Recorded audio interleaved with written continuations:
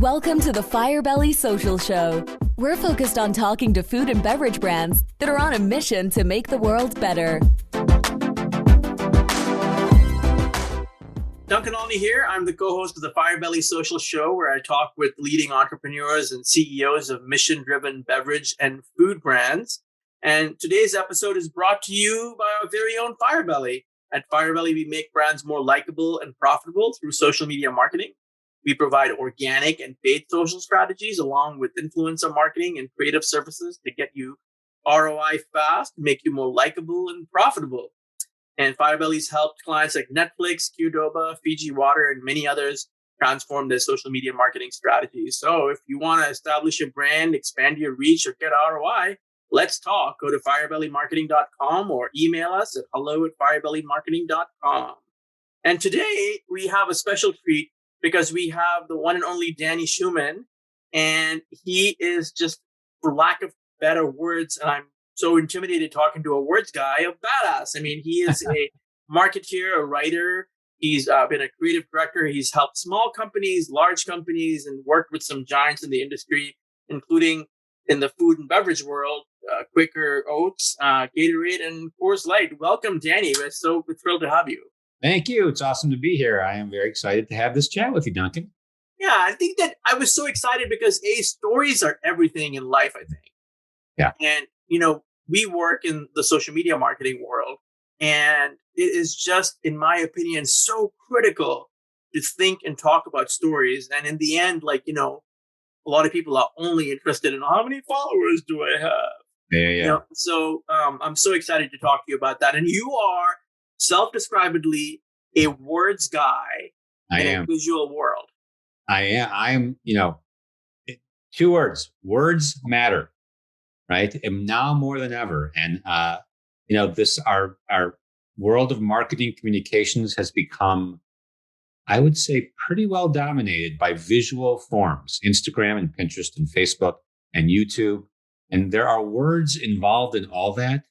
But words have kind of gotten a little bit of the short shrift in the marketing pantheon these days because attention spans have gotten smaller and smaller and smaller as the world has gotten more and more visual, and we're used to swiping and checking things out and moving things through things really quickly and not necessarily taking in information.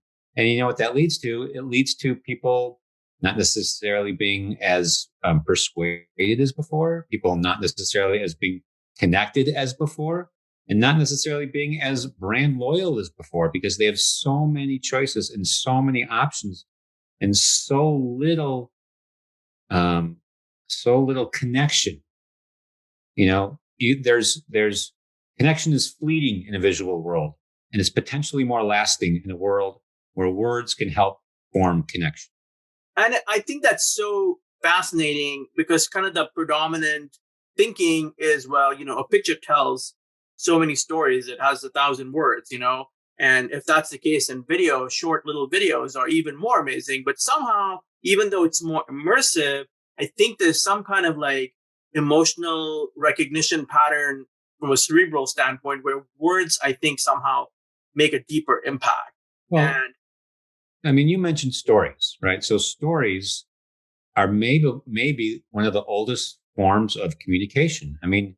Cave paintings were visual, but people communicated with each other via stories. That's how histories were passed down. That's how people related to each other. When I think of a more recent case, my grandfather, who was potentially the greatest storyteller that I ever knew, and he was able to connect to people. He was a salesman.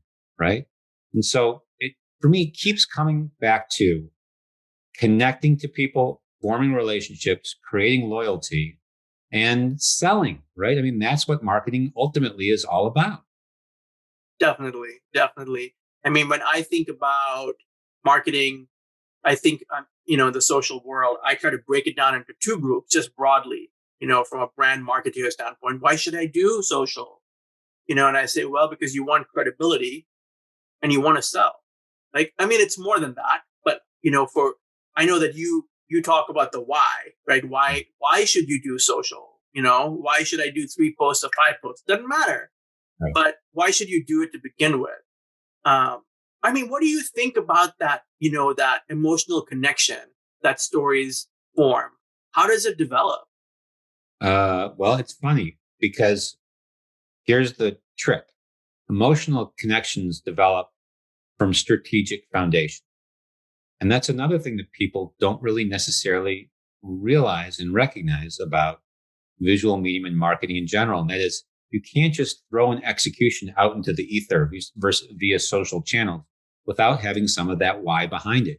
And what I love doing more than anything else is helping a brand unearth its basic foundational strategy to help them understand why they exist on this planet, what they are here to do, how they help solve people's problems and ease their pain points. And then you can communicate. Then you can create emotion. But without that strategic foundation, you are really just guessing and you're creating temporary connections. You're creating temporary communications without knowing what's at the bottom of what's The core of it all. Yeah, exactly. So really, I mean, the funny and sort of ironic answer to the question of what's behind emotion, in my mind, from a marketing perspective, strategy and understanding of a why behind a brand is what's at the core of how you get to that emotional message. I mean, Danny, I know you talk about this, and I wonder if you can share. I'll just use like a silly example. Maybe not a silly example, but an everyday example of two friends. Okay, so let's say I'm one of the two friends, and I love receiving gifts, and so I give my friend gifts. And meanwhile, my friend loves words of affirmation, and so he's thinking to himself, "Man, this guy never says anything nice about me, right?" But I think that one of the things you talk about is the story you're telling and the reality are often disconnected. Is that a common thing? Yeah, I mean, to your point about the two people, the story that you're telling may not necessarily be the story that the person you're telling it to wants to hear. Right? It might be, there's a big difference between what you want someone to know and what they want to know. And so those are two very different things. And marketers and people in general can get really caught up in having it be about themselves. I want to tell you what I can do. I want to tell you what my message is. I want to tell you all of my what's. I do this, I build this, I grow that. But what about what's behind that? What's the why behind that? And how is that important to you? Because if it's all about me, that story is all about me, then there's never going to be a relationship, a good, back and forth relationship between you and me. It's going to be about me and you're going to go away. I mean, it's fascinating. I was just looking at a door company today, and it's a fiberglass door. And I'm looking at the door company, and they're talking about all the features of the fiberglass. And I'm thinking to myself, I'm really not freaking buying a door, right? I'm not buying fiberglass over wood necessarily. I'm buying safety, right? I'm buying peace of mind that when I'm in there with my family, like no one, if someone tried to bust that door down, there's some barrier there. If they came in through the window, that's a whole different thing, right? But and there was nothing about safety. There was nothing about peace of mind. It was all about the features of the door. Is that an example of people that are preoccupied with their own perceptions? Yeah, I mean, a little bit. Yes, for sure. But also it's someone who is focusing on probably the wrong thing. So that person or that company is focusing on functions and features. And like you say, other doors have other functions and features. And if I'm going to do marketing for a lawyer or a big brand, there's going to be other lawyers and there's going to be other, big brands that have similar things to sell or to offer. But you're right. It's that why behind it. It's that safety. It's that one thing that is behind the reason why that company makes that thing. Right. And is it really always one thing that really stands out? I mean, optimally, yeah. Optimally, there's one thing that stands out. Sometimes it's really hard. I had a great client once on Gatorade. She was one of the most brilliant people I ever knew. And she always used to say, great marketing is about making hard choices.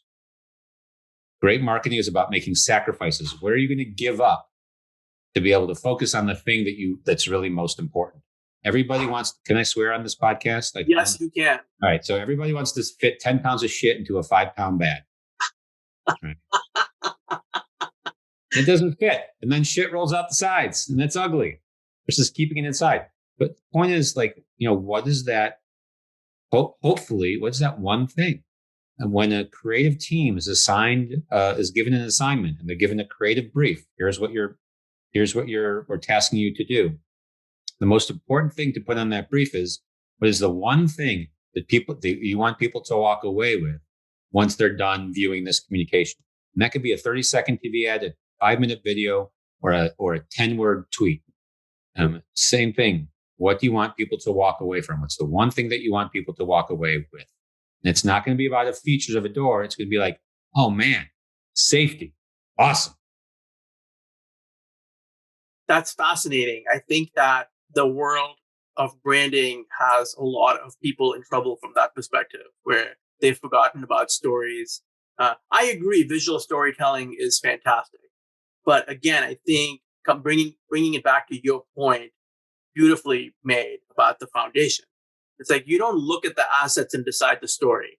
Yeah. You decide the story and then look at the asset or create the assets. Yeah. And the story could be, story sometimes puts people off a little bit because they don't know what to do with it or what it is. Right. So is a story only something with a beginning, a middle, and an end that like is expository and is told over time? No, I mean, a story can be so many different things. And a story at its heart really can just be like why? What motivates this person? What motivates this product to be likable? And that all comes from the strategy. That why comes from the strategy, for sure. So the strategy puts the right components in place with which to tell the story and connect with the audience or the individual. Yeah, So at the end of the day, we have to be careful not to get lost in all the tactics and do this and do that and the other if we're forgetting the core outcome, which is how do we connect? Yeah, I mean, the story is the foundation of the house. Okay, you lay the concrete, you pour it in there. It's the rock that everything is built on top of. Everything else are faucets and drawer pulls and and chairs and shit like that. It's just all the stuff in the house. That none of that stuff is going to stand if the foundation isn't solid. So you need to be able to have something to build on top of that is solid, and provides the basis for everything that comes out of that. So that's what the strategy is, the foundation of the house. That's amazing. What's a brand that you love and you think about? Well, okay, so you're gonna think this is crazy because it's kind of not a new brand. It's not a hot brand. It's about as unhot as it can be. But okay, bear with me. Subaru is the brand that I want to talk about. And people ask me all the time, like, why are you always talking about Subaru? Do you have a Subaru? No, I don't have a Subaru. Subarus, when you said that door is safety, do you remember the Subaru tagline by any chance? It's something about safety here. I mean, that's what anything I associate with Subaru is safety. Well, it's love. Oh. Love. It's what makes Subaru a Subaru. Oh, I get it. Okay. So for all these years, they've been doing ads around love and people falling in love with each other and their cars and the scenery and things they do and say, and that's really all well and good in their advertising. But they've also done these amazing social programs, most specifically designed around animals and even more specifically designed around dogs and dog adoptions. And they've been doing for like 25 years the Subaru Love campaign around animals. And they've had like hundreds of thousands of dogs adopted over the years and other animal causes. And so they found a way to take this I love my Subaru idea into all these different areas of people's lives that light them up, that make them feel good about that brand. And that goes way beyond miles per gallon and safety features and is my car cool or not? It's like this car does something that I believe in. And it's based in the root of their campaign around love. But it's what makes Subaru a Subaru. And I'm telling you, Duncan, I've had the same car for 12 years, not a Subaru, and I'm actually considering buying a Subaru next time I need that my lease is up because I like what they're putting out there into the world. I like what they're standing for. I like the story that they're telling. That's fascinating. I know I've been, I'm going to feature One Hope wines, and they just give and give and give. And they don't actually talk about the wine a lot of the cases. They talk about, they help dogs find homes, and they Yeah. help people rebuild homes. And there's just like their social impact, and I think 10 or 11 years of being around, they've given, it's a smaller company. They've given $6 million.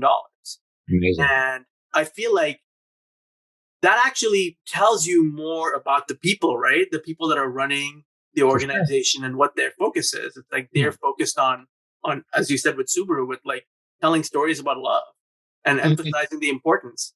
and how many wines and wine companies are there like them in terms of like the size of the company, price of their wine, the types of wine they sell? Probably really similar to a lot of other companies, but they have this one thing that helps people remember them. And you may not like it or not, but either way, you remember them. And I would think that a lot of people would like that one thing. So it's really smart. That's their story. Now, in your career, Danny, you've worked with Gatorade, and I've heard tell, as we say in Indiana, I've heard tell that you survived 8 years of commercials with Michael Jordan. Well, actually, I survived 8 shoots with Michael Jordan. 8 shoots with Michael I worked Jordan. on the brand for 16 years, but in those 16 years, I survived 8 shoots with Michael. And so again, another thing you won't believe is that Michael Jordan and I have a lot of similarity. So we were born almost exactly 2 months apart to the day in the same year. So he's a little over 2 months older than me. We both went to big rah-rah college football schools, college basketball for him, North Carolina and Michigan. We're both big sports fans. So there's certain things about us that are really similar. There's certain things about us that are totally different. He's Michael Jordan and I'm not. But I loved spending time with him. I felt bad for him a lot of the time because he was never able to lead a simple life. I was doing this interview with him one time, and it was just kind of like getting to know Michael. And we were going to use all the footage for B-roll stuff and everything. And I just said, what would your perfect day be? What could you do on your perfect day? He said, take my kids to McDonald's. That was it. That's all he wanted to do. Not be harassed by thousands of people, not be noticed by people. He just wanted to be normal for one day. Just want to have a normal life for one day. So it was kind of sad. But on the other hand, he was the most competitive human on the face of the planet. And, every single thing he did, no matter what it was. Like, I don't know if you saw The Last Dance. I did. Pitching pennies with the security guys. Yes. Make them pay when they lost to him. He was making billions of dollars and they were making like thousands. Didn't matter. That's how competitive he was. And I actually got to play a game of pool against him once on a shoot in a bar in Lone Pine, California. And I couldn't even hold the cue steady because I was nervous. Because you had to play for $5. You had to put $5 on the table. There had to be something to play for, right? To gamble about. And then once he'd beaten all of the agency people and all of the client people, he said, I need like the best pool player in this bar. Where is he? And like a guy from the crew, one of the lighting guys, like, beating everybody else on the other table. And they said, get this guy over here. And then they went at each other. Actually, they went back and forth. Neither guy won a lot of games, but he needed to have the very best pool player in the place since we were playing pool. That's how competitive he was. And he had a special name for you, right? Oh yeah. Well, again, he liked to have an edge on anybody.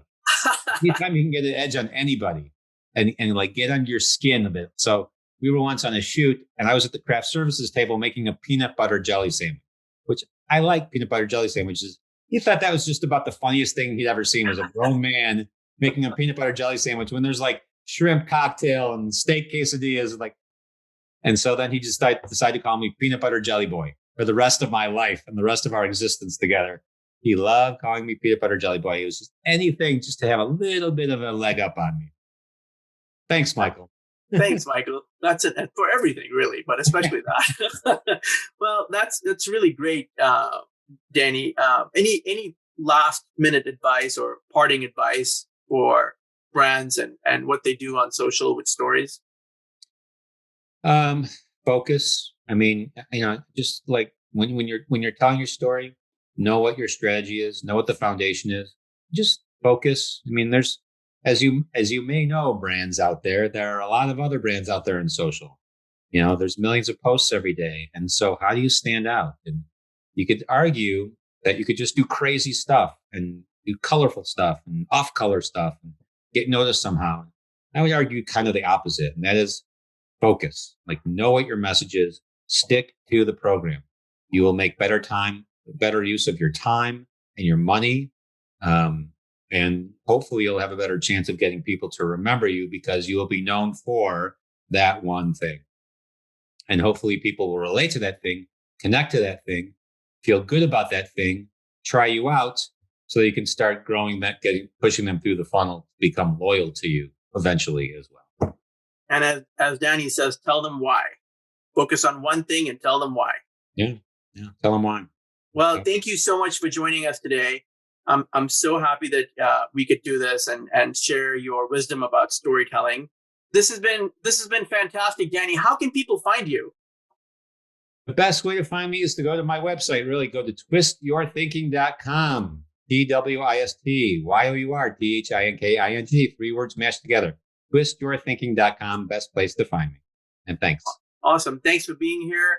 And this has been Duncan with the Firebelly Social Show, firebellymarketing.com, and we'll see you on the flip side. Thanks for listening to the Firebelly Social Show. We'll see you again next time, and be sure to click subscribe to get future episodes.